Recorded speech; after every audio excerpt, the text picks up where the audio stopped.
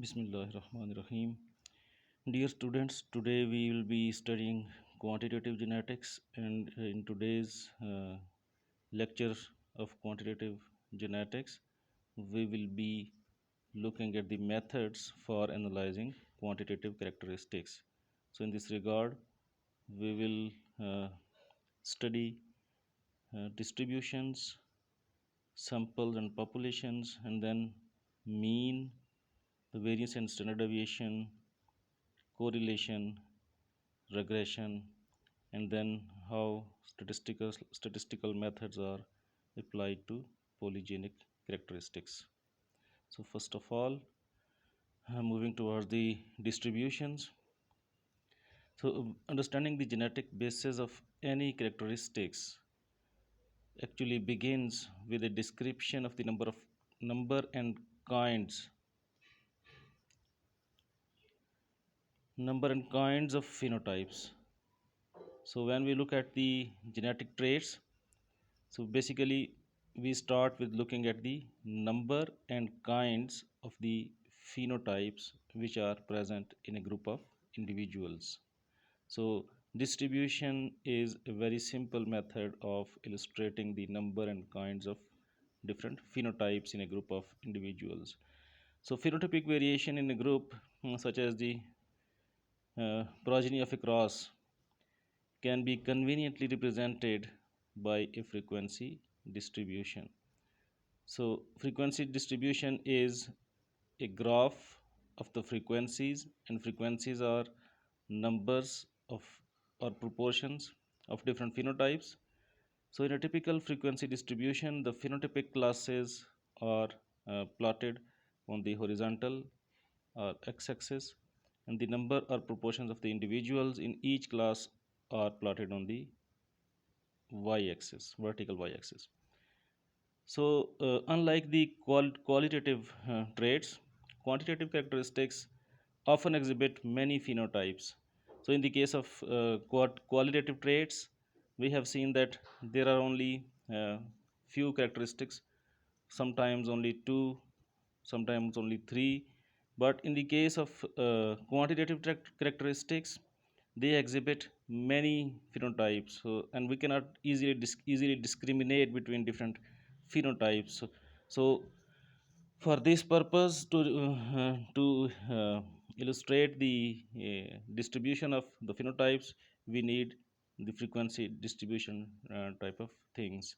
So a frequency distribution is a concise method. It's a very simple method of summarizing all the phenotypes in a quantitative characteristic.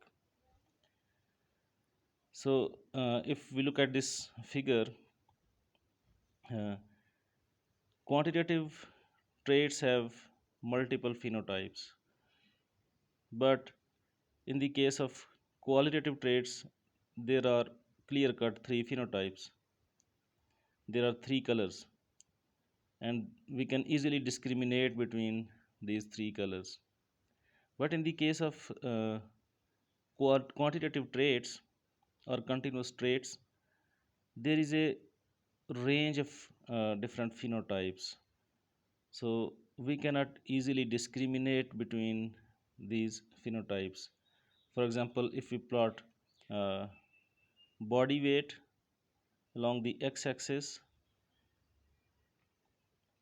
and the phenotype number of individuals on the uh, y-axis, then we can easily uh, discriminate the phenotypes in the case of qualitative traits, but it is not easy to discriminate between the body weight of different individuals because they are continuously varying, and this difference is not clearly visible when we study the quantitative traits. So there is a range of these phenotypes in the case of quantitative traits, and we can draw a line, and this curve will indicate what type of this distribution is. So connecting the points of a frequency distribution with a line creates a curve that is characteristic of a distribution. This uh, line which is joining the uh, different points is the character is a line or curve uh, that is characteristic of a distribution. So many quantitative characteristics exhibit a symmetrical bell-shaped curve, and this symmetrical bell-shaped curve is known as normal distribution. So normal distributions arise when a large number of independent factors are contributing to a measurement.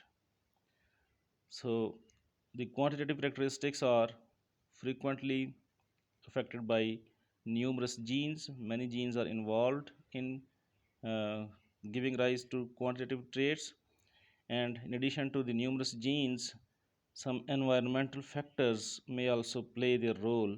So their phenotypes are often exhibiting normal distributions.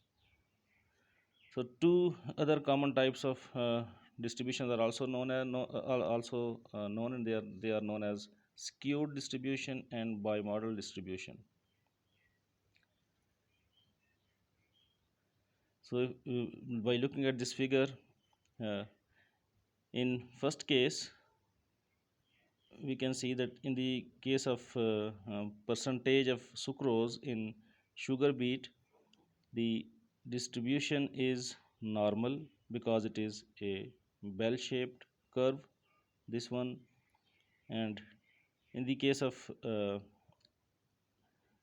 squash fruit length, this distribution is not normal, it is skewed in this case. And when it is skewed, then the normal shape of the curve is pushed on one or the other side. And in the case of bimodal, we get two normal distribution peaks. So these are three types of uh, frequency distributions. So keep these distributions in mind, and when we will be doing some practices with our examples, then uh, we will see that how different distributions are making their different types of curves. So now coming towards the samples and populations. So biologists frequently need to describe the distribution of phenotypes exhibited by some group of individuals. For example, uh, when uh, it is needed to describe the height of students at the university, uh, but there are uh, more than 40,000. If there are more than 40,000 students, then measuring every one of them is impractical. And we can, if there are 40,000 students and we need to uh, check their heights, then we cannot measure the height of all the students. So it is difficult to measure height of all the students. So therefore, scientists are constantly confronted with these types of issues. The group of interest, which is in this case is students, is known as the population. And then when population is too large for a complete census, so we need some methods. So what we do, one solution to measure a smaller collection of individuals. So if we measure smaller collection of individuals, and this smaller collection is known as the sample, and we can use this sample, and we perform our experiment on the small sample, and then we can apply this to the whole population.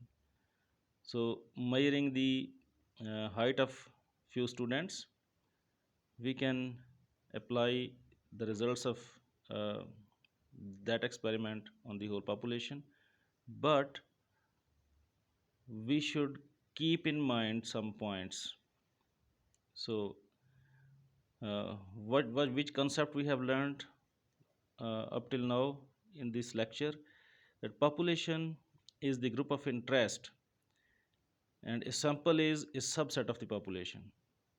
So whole population is the group of interest, whereas sample is a subset of the population, and the sample should be a representative of the population and large enough, and it should also be large enough to minimize the uh, chance differences between the population and the sample.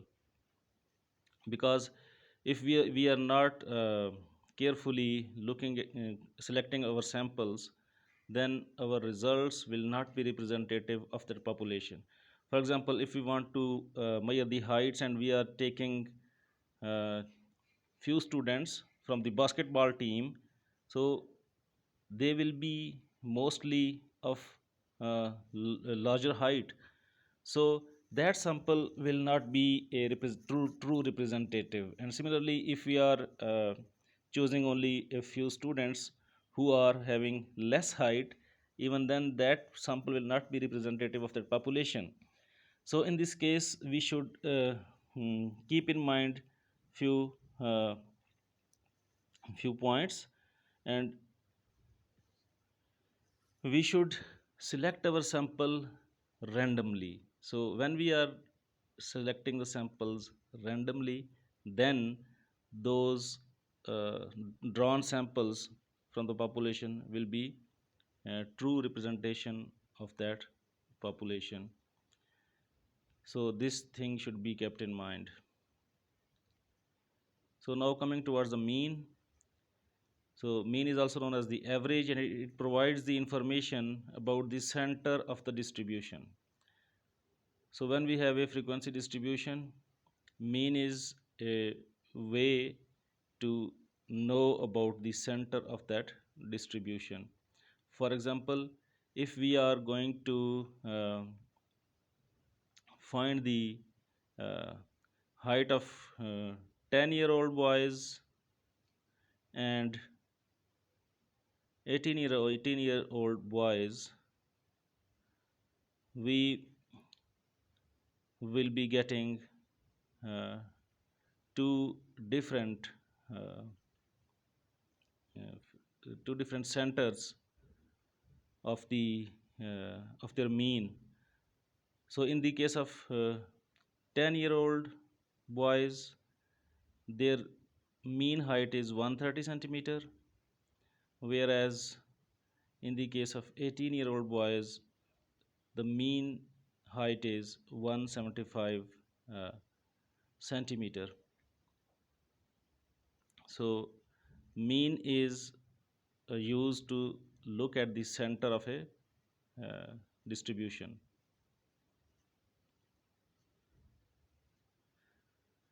So now if we represent a group of measurements as x1, x2, x3 and so forth, then the mean, which is also represented by x bar, is calculated by adding all the individual measurements and dividing them by a total number of measurements in the sample. For example, x bar is equal to x1 plus x2 plus x3 up to the xn and divided by total number of the measurements. So this formula can also be written as like this. X bar is equal to summation xi divided by n, or x bar is equal to 1 by n summation xi. And in this formula, xi, as sigma is a sign for summation and xi is individual x value. So all the values are added, and then the sum of those values is divided by total number of measurements, gives us the mean of that distribution, and that mean is telling us the center of that distribution. So next thing is variance and standard deviation. And a statistic, it is a statistic that provides key information about a distribution, and it is known as the variance. And this indicates the variability of a group. Variability of a group, uh, variability of a group of measurements, and it means that how spread out is the distribution. And distributions may have the same mean, but they can have different variances, and the larger the variance, the greater the spread out of the spread out of measurements in a distribution about its mean. So uh, look at this figure, and in this figure we have three different distributions, and all three distributions have the same mean, but they have different variances: 0.25, 1, and 4. And these variances are representing the variability among these three distributions. So when the variance will be low, the population will be less spread out. For example, this red line is indicating the variance of is indicating a distribution which has variance 0.25, and this variance of 0.25 is representing that this population is less spread out, uh, and the other two distributions are more spread out, and there is a greater variability among the lengths uh, in those uh, uh, distributions. So variance is just indicating the variability. Mean is representing the center, whereas variance is indicating the variability in the distributions. So the variance, also represented by S square, is defined as the average square deviation from the mean.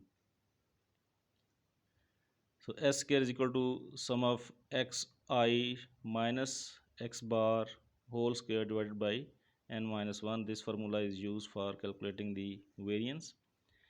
And in calculating the variance, first of all, mean is subtracted from each value, and then an square of that value is obtained.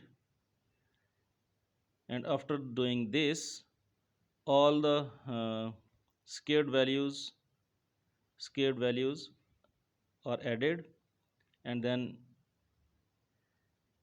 those total added sum is uh, divided by the sum uh, sorry this sum of these deviated values is divided by original value, number of original values, minus 1. So in this case, by using this formula, variance can be easily calculated, and a normal distribution is symmetrical, so the mean and standard deviation are sufficient to describe its shape. So when x bar is mean of a distribution, and we have uh, minus 1 or plus 1, minus 1 to plus 1 standard deviation. So this plus 1 indicates plus minus 1 to plus 1 standard deviation indicates that 66% of the population is under this curve. And so when this mean is from -2 to +2, this will cover almost 95% of the population. And when this mean is minus 3 standard deviation to plus 3 standard deviation, it will cover 99% of the population. And there is only 1% of the population which is outside of this distribution. So when we have minus 3 to plus 3 standard deviation from the mean, then we can easily we can say that our population is covering this whole this distribution is covering our whole population, and there is only 1% population that is not included in this uh, variance. So now coming towards the correlation. So we have already known that the mean and the variance can be used to describe an individual characteristic. These two statistics, mean and variance, they can be used to describe an individual trait or characteristic. But in the field of genetics, we are frequently interested in more than one characteristic or trait. So for the mean and by using mean and variance, we will be dealing only with one character, height, weight, or any other one character, level of some enzyme, level of some other biomolecule in the serum or any body fluid. So and any other single characteristic, height of plant, color of plant. But in the when we are we want to have mm, correlation or any association between more than two two or more than two characteristics, then we cannot use these means and variances. So uh, when we are dealing with uh, two or more characteristics and they are varying together, then we need some different method.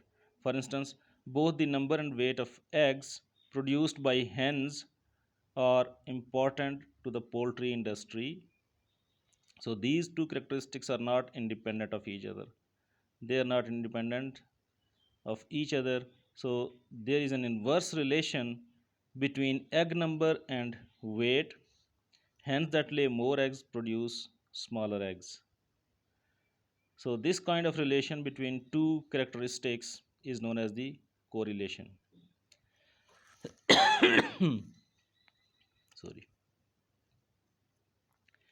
So when two characteristics are correlated, a change in one character is likely to be associated with a change in the other character.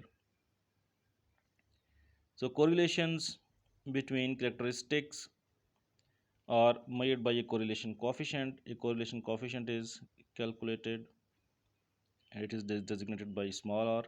So which measures the strength of their association, how strongly they are associated. If we are measuring two different traits, how strongly they are associated, it is indicated by measuring the correlation between those characters. So, for example, consider two traits such as human height and arm length. So, to determine how these characteristics are correlated, we first obtain the covariance of the x and y. So, for calculating the covariance, if this formula is used, so covariance is equal to sum of xi minus x bar and then multiply this by y minus uh, yi minus y bar and then divide this by n minus 1 number of measurements minus 1. So this will give us the covariance. and by using this covariance we can calculate the correlation coefficient small r by using this formula. So when we calculate this small r, we can predict what is the correlation among these two variables. So if correlation is 0.7, it is indicating that it is a positive correlation. Uh, that is in the, it is a positive correlation that indicates that there is a direct association between the two variables. If one variable is increasing, other variable is also increasing. But when this sorry, when this uh, correlation coefficient is minus 0.7, then it is indicating a inverse uh, relation between these two traits. And when this is 0.9, so it is indicating a very strong correlation among the two variables. And uh, when this is 0.3, so it is indicating a weak correlation among the two variables. And when correlation coefficient is 0, it indicates that there is no correlation between the two traits. So we will say that when it is 0, we will say that there is no association among the between the two variables.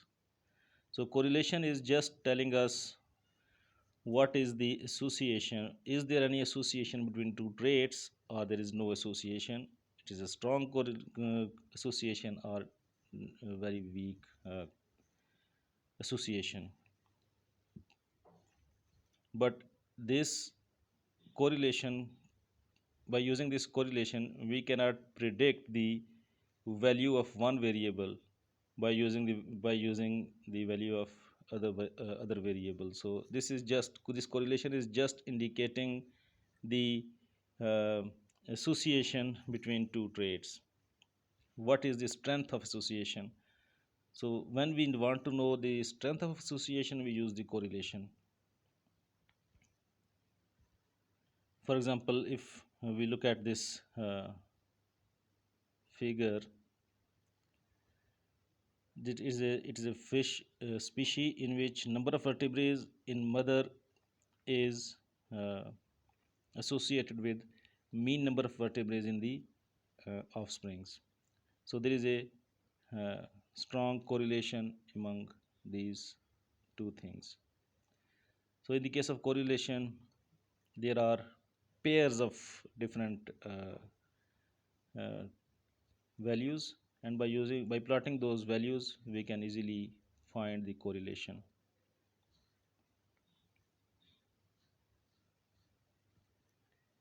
So now coming towards the regression.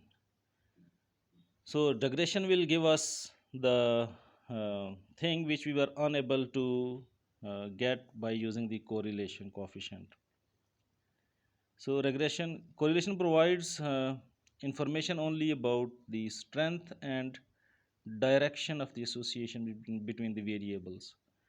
But often we want to know more than just whether two variables are associated. So we want to be able to predict the value of one variable by using the value of the other variable. So this thing will be done by using regression. So a positive correlation exists between body weight of the parents and body weight of the offspring. So this correlation exists in part because genes influence body weight, and parents and children share the same genes. So there can be the correlation, there can be the association between these two traits. So because of this association between phenotypes of parents and offsprings, we can predict the weight of an individual on the basis of weight of its parents. So when we will be predicting this, so this type of statistical prediction is known as the regression. So by using regression, we can predict one value using another value.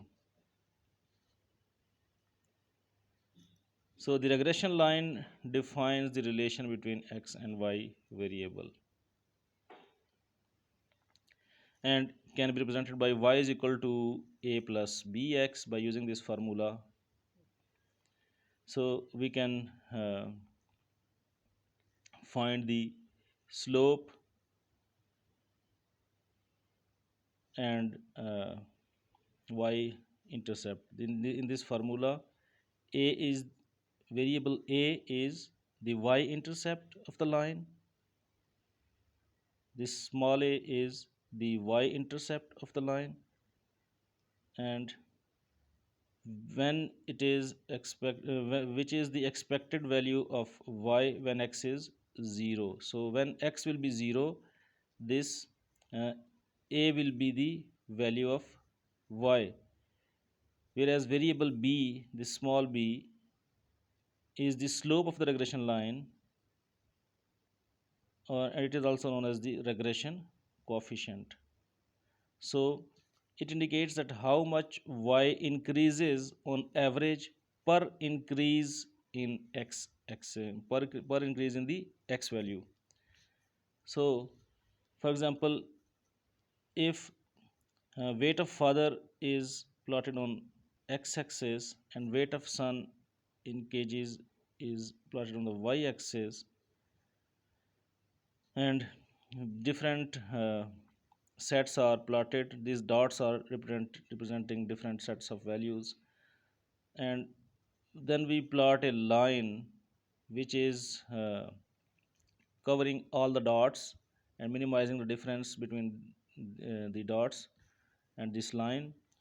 So this line is indicating the regression line, and by using this regression line we can easily predict the weight of the son. So if we want to know that if father's weight is at this point, so what will be the weight of the son?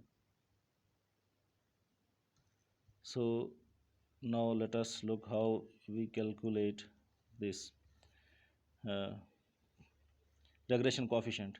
So regression coefficient small b can be computed from the covariance of x and y and the variance of x by using this formula. B is equal to uh, covariance of xy divided by variance of x. So after the regression line regression coefficient has been calculated, the y-intercept can be calculated by substituting the regression coefficient and the mean values of x and y into the following formula: a is equal to y bar minus b into x bar. So by putting this values in this formula, we can find the value of a, and the regression equation y is equal to a plus bx can be used to predict the value of y, any value of y given the value of x. If we know the value of x, we can get the value of y when we are known a. So in this figure we can see that there are three different lines and there are different values of regression coefficient. So this these values when b is equal to 1, so when uh, this these values are known, we can easily predict our y values on the y chromosome. So after this looking at this regression and other regression and correlation, we are now uh, knowing that a correlation coefficient measures the strength of association between two variables, and the sign positive or negative indicates the direction of the correlation, that it is strong or it is not strong. So and the absolute value measures the strength of the association. The regression is used to predict the value of one variable on the basis of the value of a correlated variable. So the things which we were unable to find by using correlation, now we can get by using the regression analysis. So now coming towards the application of statistical methods for the polygenic traits. So in this regard, we will just look at example by Edward East. He carried out one early statistical study on the polygenic inheritance of length of tobacco leaves, tobacco flowers, Nicotiana longiflora flowers length were used uh, to look at the variation. So he obtained two varieties. So when uh, a genetic study is done, then first of all pure varieties are obtained. So he obtained two varieties that differed in flower length. One variety was having the mean length of 40 millimeter, and the other had the flower length of 93, approximately 93 millimeter. So these two varieties had been inbred for many generations and were homozygous for all the loci contributing to flower length. So this is the method. When varieties are grown for several generations, they become homozygous for all the loci. So thus there is no genetic variation in the original parents. So the small differences in the flower length within each strain were due to environmental effects on flower length. So when he crossed the parental generations, the means were 40 millimeter, sorry, 40 millimeter for one parent and 93 millimeter for other parent. So in the next generation, F1 generation, um, he obtained uh, different heights of the plants. So the flower length in the F1 was absolutely half between the two, between that the two parents were having. So in the F2, the length is almost half of those two parents, and the variance in the F1 was similar to the to that of, but the variance is same as it was in the parental generation. So in the F2 generation, the mean of the F2 was similar to that of the uh, mean of observed in the F1, this one, but the variance of the F2 was greater. But the variance now, the variability is more, it is more spread out. So this is indicating that the presence of different genotypes among the F2 progeny.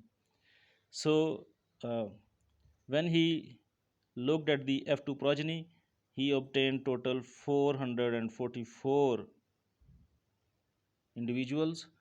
But in these 44 individuals, there was not a single individual representing the uh, phenotype of parental generation. So he deduced that he the number of genes involved in this flower length is number of loci are more than 4, which are involved in giving rise to the length of this flower, because we already know that we have looked at a formula. When we can make this 1 by 4 whole power n in this form, then we can calculate the number of genes. So if we uh, look at this formula, when 1 by 256, it is indicating that there are, this can be of the form 1 by 4 whole power 4. So this 4 is indicating that 4 genes are involved, but in this case even in the 444 there is no phenotype representing the parental. So it means that even more than 4 genes are involved in causing this trait. So I think it's enough for today's lecture. So if you have any question, you can ask on the online question answer session. So thank you up till that question answer session.